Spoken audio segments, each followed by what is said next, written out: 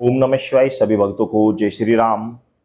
मेरे पास एक कमेंट्स आ रहे थे कि गुरुजी, भगवान को प्राप्त करने का क्या तरीका है, श्री हनुमान जी को प्राप्त करने का क्या तरीका है, या जो भी आपके इष्ट हैं उनको प्राप्त करने का क्या तरीका है। तो देखो, मैं इसके लिए आपको एक बात बता दे रहा हूं। भगवान को प्राप्त करने का शास्त्रों में दो तरीके बताए गए हैं। शास्त्रों में हमारे विद्वानों ने, हमारे ऋषि मुनियों ने भगवान को प्राप्त करने के दो तरीके बताए गए हैं। अब वो दो तरीके कौन से होते हैं, आइए जानते हैं। पहला तरीका होता है ज्ञान। शास्त्रों को पढ़ने से, संतों के संगत रहने से, या फिर सत्संग में बैठने से जो ज्ञान प्राप्त होता है उसे ज्ञान बोलते हैं। आपने देखा होगा बड़े बड़े सत्संगों में बहुत सारी भीड़ होती है। वो क्यों होती है? वो संतों की वाणी सुनने जाते हैं। संतों की वाणी इसलिए सुनने जाते हैं क्योंकि संतों की जो वाणी होती है वह अमृत तुल्य होती है।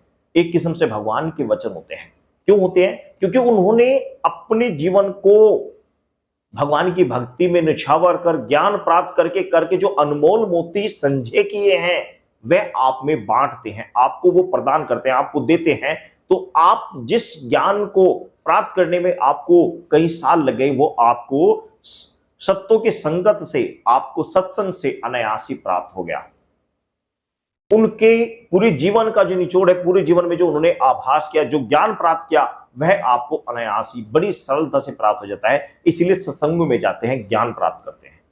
शास्त्रों को बताया जाता है कि प्रतिदिन शास्त्रों को पढ़ना चाहिए, प्रतिदिन किसी ना किसी शास्त्र को पढ़ना चाहिए, क्योंकि इनमें अथाह ज्ञान है। इनके अंदर भगवान के वचन हैं, संतों के ज्ञान हैं। संतों ने क्या अनुभव किए, क्या उन्हें प्राप्त हुआ, ईश्वर कैसा है, कौन है, कैसा है, किस तरह प्राप्त होता है, किस तरह वह मिलता है, किस तरह वह देखता है, किस प्रकार चलता है, किस प्रकार सुनता है, किस प्रकार खाता है, किस प्रकार हम उनको भोग लगाते हैं, किस प्रकार हम दुनिया में आए, क्या करना है, किस तरह करना है। तो ये सभी चीज शास्त्र बताते हैं,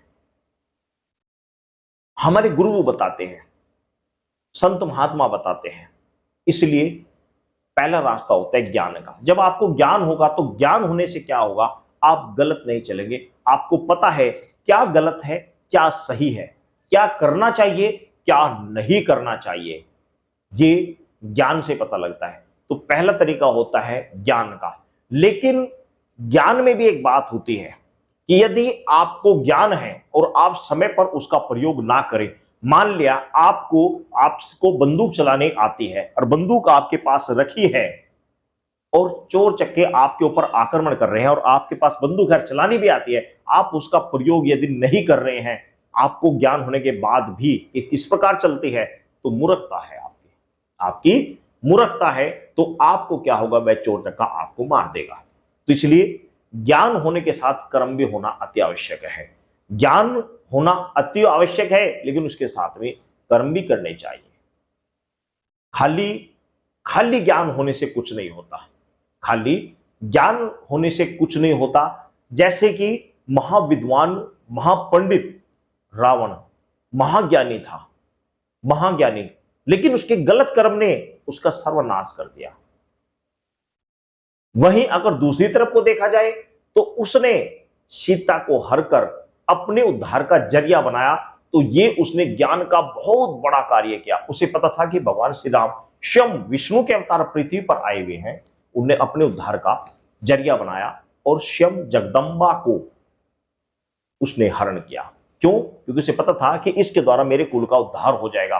तो अगर दूसरे तरीके से देखा जाए तो ये महाविद्वान के लक्षण है। उन्हें कर्म किया और कर्म के स्वरूप अपने पूरे कुल का उद्धार करा दिया। दूसरा तरीका है। अब आती है दूसरी बात, वो होती है भक्ति, भगवान की भक्ति। भगवान का जब आप सच्ची श्रद्धा विश्वास के साथ, श्रद्धा निष्ठा के साथ आप भगवान की भक्ति करते हैं। भक्ति कैसी होती है? भक्ति ऐसी होती है कि आपके लिए सर्व कुछ, सब कुछ आपका केवल ईश्वर होता है। बाकी कर्म आप कर्म करते हैं, परिवार का निर्वाह भी करते हैं, परिवार के लिए कमा कर भी लाते हैं, जो लेन देन करना है सब कार्य करते हैं। लेकिन असली जो चीज है वो आपको ये ज्ञान होता है, आपको ये भक्ति में ये सब कुछ आपको एहसास हो जाता है कि मेरा जो कुछ भी है वह ईश्वरी है, इसके सिवा संसार में जो कुछ भी है सब मिथ्या है, सब नाशवान है, सब नाश ही होने वाला है, सब मिटने वाला है। जब इस संसार में हमारे से पहले ना जाने कितने आए और कितने चले गए, जब वो ना रह सके तो हम कहां से रहेंगे। हमारा यदि कोई है, यदि कोई प्रेम करने योग्य है, यदि अपना कोई हितैषी है तो केवल ईश्वर है। भक्ति 9 प्रकार की होती है, 9 प्रकार से आप भक्ति कर सकते हैं। तो नवदा भक्ति आप इस वीडियो में बताऊंगा तो बहुत लंबी हो जाएगी। नवदा भक्ति क्या होती है आप यूट्यूब पर या फिर आप गूगल पर सर्च कर सकते हैं। तो नवदा भक्ति, भक्ति के द्वारा भी भगवान को पाया जाता है। जब आप भक्ति श्रद्धा विश्वास के साथ ईश्वर की भक्ति करते हैं तो आप ईश्वर को प्राप्त कर लेते हैं। तो ये 2 तरीके होते हैं, ज्ञान और भक्ति, इनके द्वारा ही ईश्वर को प्राप्त किया जाता है, अपने इष्ट को प्राप्त किया जाता है। आप समझ गए होंगे। सभी भक्तों को जय श्री राम।